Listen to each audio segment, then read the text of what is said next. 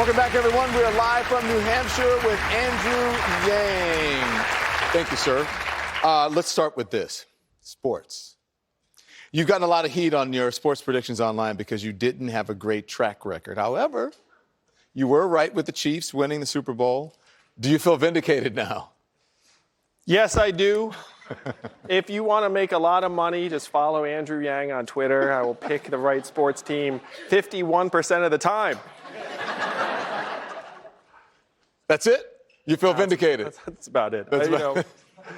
Were you worried? I was worried because I thought, they came back, but I was worried about the Chiefs in the beginning. But they're the comeback team like my team, LSU. You know what's great, Don, is I've gotten my bad sports picks out of the way, so now I don't feel much pressure. You've got several unconventional issues on your website: regulating online poker, empowering MMA fighters, and eliminating the penny. Are those issues that you wish were getting more attention in this race? No, I mean, they're relatively minor in the scheme of American life, but I'm going to use the penny as an example. Did you know it costs more than 1 cent to produce each penny? It's bad for the environment. We're spending $25 million on producing pennies more than they're worth. And who wants to get stuck behind that person in line? I don't. So getting rid of the pennies would actually help speed up our economy and save our environment. So how do you say cents? Like, if you have like 16 cents, what do you, I don't know. Other countries have done the same thing, and just things get priced in fives and zeros. It'd be like 15 cents, 20 cents. All right. Back to the audience now. James Fursick is here. He's a student at the University of New Hampshire. He says he is leaning towards Senator Bernie Sanders. James? That's funny. You got a nice running Mr. joke Yang. My question is, as seen throughout the last decade, the internet has exploded in all facets, imaginable and not. In today's online world, the most sought-after information is personal data, where you shop, what you buy, where you live, what you watch, all of this information being recorded by companies such as Google. How will you, as president, protect American citizens' privacy in the digital age, and specifically, how will this be applied within your national security agency?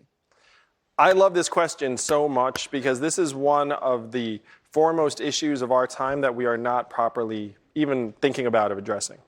So what do you do when you sign up with a technology company and you get that big agreement and it says, I agree, and then submit? How many of you read that agreement? None of us reads that agreement. We just click, I agree, and we just hope for the best. And then that company ends up selling and reselling our data to the tune of billions and billions of dollars a year. Our data is now worth more than oil. Think about that for a second. Our data is getting sold and resold over and over again, and we're none the wiser, and we're not seeing a dime of it. So to me, New Hampshire, this is a crucial issue. We have to say that our data is ours. And if we choose to share it with a technology company, that is fine, but it is still ours, and we should have a Bill of Rights around our data. Number one, you have to tell us every time you do something with it. There needs to be an audit trail. You need to say, look, I sold it to them, I resold it to them. Number two, we need to share in any value you're receiving for our data. If you're going to get money from our data, then we deserve a cut. Number three, we can change our preferences and turn this off whenever we want. Because again, it's our information, and just because we decided to share it on your platform for a certain period of time should not be some kind of lifelong commitment that we can't undo. Our information should still be ours. If we do not make this kind of move, then we're going to continue to be, frankly, in position where these tech companies can know us better than our best friends and family know us, and can help lead us to make decisions that we think we're making, but we could be led there by literally dozens or hundreds of images and messages and digital breadcrumbs. So as president, I would champion a privacy set of rights that Americans must enjoy, because right now we are getting completely outgunned by these technology companies. We have no negotiating power. Again, we just hit I agree and just hope for the best.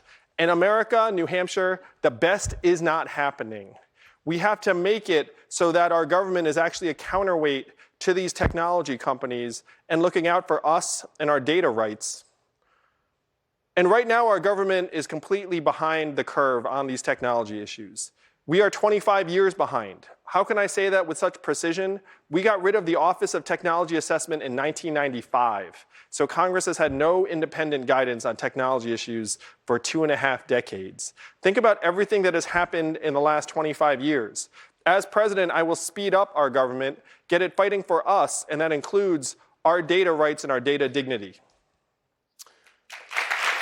Noelle Honan is a student here at St. Anselm, and she is currently undecided. Noelle? In the wake of the assassination of General Soleimani, how would you have handled the situation differently than President Trump? The quote that struck me the most in the wake of the killing of General Soleimani was a UK official who said the purpose of having allies is so we can surprise our enemies, not each other. 75% of Americans want nothing to do with war with Iran. Our killing General Soleimani was a disproportionate step in the conflict between us and Iran that led us to the brink of war. Again, a war that virtually no American wanted any part of. So I would never have put us in that position in the first place. I would certainly never escalate conflicts based upon a provocative action that was not commensurate with what had happened before. I would tear up the AUMF and return the power to declare war back to Congress where it belongs in our Constitution. The Congress clearly has the ability to declare war in our Constitution, but Congress has given up that authority to the executive branch for the last 19 years and counting. We have to return to first principles and say that it should be an act of Congress to declare war, and then invest in diplomacy and alliances around the world so that our allies know that we're not going to act abruptly or unilaterally without being in partnership with them. Is this every strike you're going to consult with Congress before you do it? Well, I'm going to, again, tear up the AUMF and say, look, if we're going to declare war, it has to be an act of Congress. Clearly, if there's some event overseas that requires some small-scale retaliation that's not a full-fledged act of war, then that's within the scope of the executive branch. But if it's going to be a multi-year commitment or an act that is going to bring us towards a significant commitment, it should be an act of Congress and the American people. So that's where you draw the line, if it's a multi-year commitment, if it's a larger commitment. Or if it is an effective declaration of war. Okay. Let's bring in Rich Bruno now, retired transportation services manager from Goffstown, who is still undecided. Rich? Thank you. Thank you, Mr. Wang, for taking my question. I am very concerned, just like many Americans are, about the amount of money that flows into national elections. And I'd like to get your position on a campaign finance reform, position on Citizens United. How would you change things, if you would, as far as campaign financing? We need to publicly finance elections. There are many, many things we should do to improve our democracy. Every Democrat believes we should overturn Citizens United that has allowed dark money into politics. The two tough truths around this: it requires a supermajority to overturn Citizens United, and corporate money ran our elections and our government before that ruling. It just became more extreme afterwards. So again, my proposal of $100 democracy dollars in the hands of every American would go an incredible distance in helping line up the American people and the money. Because if you get 10,000 Americans behind you who give you $100 democracy dollars each, that's $1 million. And so you can listen to the American people instead of the big corporations and the lobbyists. But we should have ranked choice voting in this country so that people can actually vote the way they want and then not be worried about, quote unquote, wasting their vote. We should have Election Day be a national holiday. We should automatically register new voters to make it easier for people to register to vote instead of having these obstacles. It does begin and end with the money in politics, though. And again, the best way out is for us to publicly finance these elections through a Democracy Dollars program so that anyone who wants to give to a candidate has $100 free dollars to do so. If you did that, you would see elections transform overnight. And one thing I want to comment on briefly, I think candidates who say we should abolish the Electoral College, one, it would require literally like a dozen states to shoot themselves in the foot and say they don't want that kind of power anymore, which is a non-starter. But two, it would end up disadvantaging rural areas because you would just campaign in major media markets, and that's not what the framers of the Constitution intended. Do you want presidential candidates just going to New York, LA, Boston, San Francisco, and just ignoring every place else? So we have to work with the system we have and reform it. The biggest step we could take is have public financing of elections by putting money into your hands. Let's turn now to Christine O'Neill. Christine O'Neill is a mother of three from Deerfield who says she's supporting Senator Sanders. Christine? Hi, Mr. Yang. If you become president, will you be actively tweeting in office? Will you be as active on Twitter as President Trump has been? Why or why not? Well, I think that President Trump tweeting has been very, very negative in so many respects, where he sends a tweet and then literally it like doubles as government policy or government communication the next day. And it's like, oh, I just notified you because I tweeted. And that's not the way government should operate. That's not the way government should run policy. So I think that presidents can take advantage of new media opportunities to communicate to Americans, the way that there was that radio fireside chat from Franklin Roosevelt. And so you can imagine like a digital version of that, where you have like a podcast or a long form interview from the White House, and you disseminate information in that way.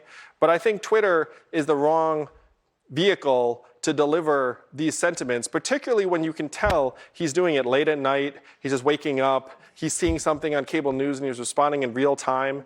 It's not what you would want from a head of state or someone whose every word or deed can influence government policy for hundreds of thousands or millions of government officials. So that is, to me, not the right use of social media. We need to use it in ways that will actually help us reach the American people and not, frankly, raise alarm bells in our country and around the world every time someone sends the wrong tweet.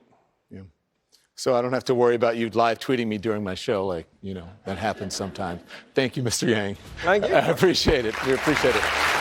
Coming up next, presidential candidate Tom Steyer joins my colleague Dana Bash